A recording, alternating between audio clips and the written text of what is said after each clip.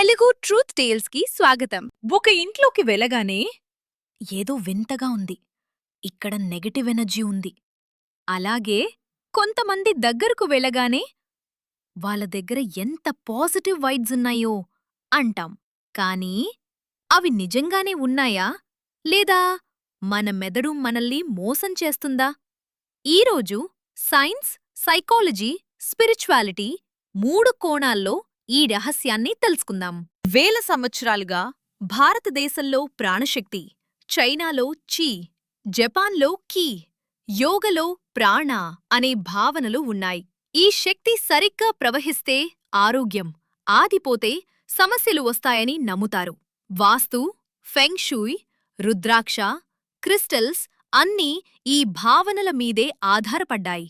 ఇది కేవలం భారతదేశం మాత్రమే కాదు, ప్రపంచంలోని అనేక సంస్కృతుల్లో కూడా ఇలాంటి నమ్మకాలు ఉన్నాయి.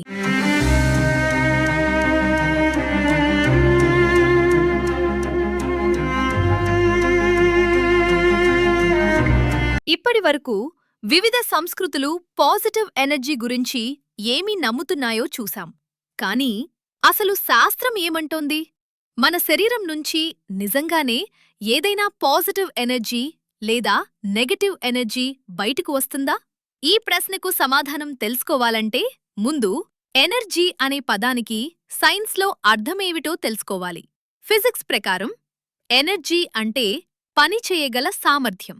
విద్యుత్ శక్తి, వేడి శక్తి, కాంతి శక్తి, రసాయన శక్తి ఇవన్నీ కొలవగలిగే ఎనర్జీ రూపాలు. కానీ ఈ వ్యక్తి దగ్గర పాజిటివ్ ఎనర్జీ ఉంది, ఆ ఇంట్లో నెగటివ్ ఎనర్జీ ఉంది అనే శక్తిని కొలిచే శాస్త్రీయ పరికరం ఇప్పటివరకు లేదు. వేలటి వరకు వివిధ సంస్కృతులు పాజిటివ్ ఎనర్జీ గురించి ఏమి నమ్ముతున్నాయో చూశాం. కానీ అసలు శాస్త్రం ఏమంటోంది? మన శరీరంగే ఆధారపడ్డాయి. ఇది ప్రపంచవ్యాప్త నమ్మకం. అయితే ఒక ప్రశ్న, ఎందుకు కొందరు దగ్గరకు వెళ్తే మనసుకు ప్రశాంతంగా అనిపిస్తుంది, మరికొందరు దగ్గరకు వెళ్తే అసహనంగా, భయంగా లేదా ఒత్తిడిగా అనిపిస్తుంది? ఇక్కడే సైకాలజీ రంగప్రవేశం చేస్తుంది.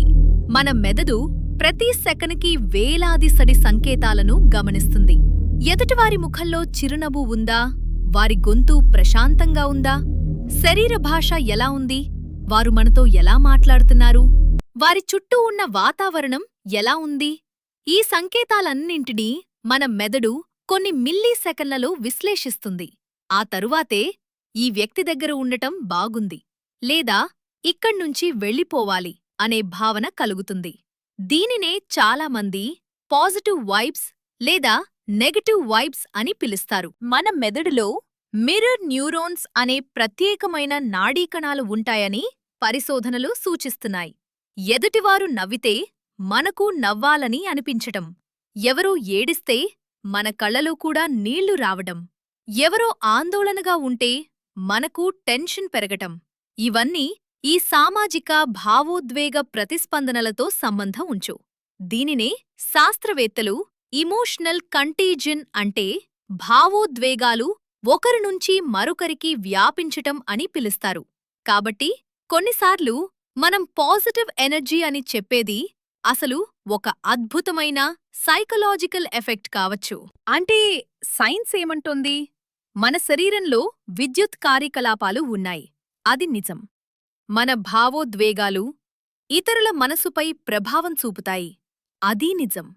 కాని ఒక వ్యక్తి నుంచి బయటకు వచ్చే కనిపించని పాజిటివ్ ఎనర్జీ లేదా నెగటివ్ ఎనర్జీని ఇప్పటివరకు శాస్త్రం నిర్ధారించలేదు. అందువల్ల మనమం అనుభవించే వైబ్స్లో కొంత భాగం మన మెదడు చేసే విశ్లేషణ, కొంత భాగం మన అనుభవాలు, మరికొంత భాగం మన నమ్మకాల వల్ల కూడా కావచ్చు. ఒక ఆసక్తికరమైన విషయం, మీరు ఇది నాకు ఉపయోగపడుతుంది అని బలంగా నమ్మితే కొన్ని సందర్భాల్లో నిజంగానే మంచి ఫలితాలు కనిపించవచ్చు. దీనిని ప్లెసిబో ఇఫెక్ట్ అంటారు. అలాగే ఇది నన్ను కష్టపెడుతుంది అని నమ్మితే చెడుగా అనిపించే ప్రభావాలు కూడా కలగవచ్చు. దీనినే నోసీబో ఇఫెక్ట్ అంటారు. అంటే మన నమ్మకాలు మన అనుభూతులపై నిజమైన ప్రభావం చూపగలవు. ధ్యానం, శ్వాసాభ్యాసం, మైండ్ఫుల్నెస్ ఇవి పాజిటివ్ ఎనర్జీని పిలుస్తాయా?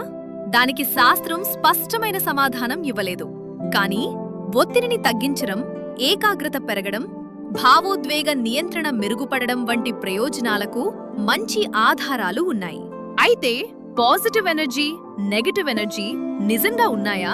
స్పిరిచువల్ ఆన్సర్ ఉన్నాయని చాలా సంప్రదాయాలు నమ్ముతున్నాయి. సైంటిఫిక్ ఆన్సర్ ఇప్పటివరకు ఆ పేర్లతో కొలవగల శక్తి ఉందని నిర్ధారించే బలమైన ఆధారాలు లేవు. సైకలాజికల్ ఆన్సర్ మన ఆలోచనలు, పరిసరాలు, మనుషులు, మన భావోద్వేగాలపై చాలా పెద్ద ప్రభావం చూపుతాయి. అది నిజమే. కాబట్టి మీ ఇంట్లో నెగటివ్ ఎనర్జీ ఉందా లేదా అన్నది పక్కన పెడితే, మీ మనసులో నెగటివ్ ఆలోచనలు మాత్రం ఎక్కువసేపు ఉండనివ్వకండి.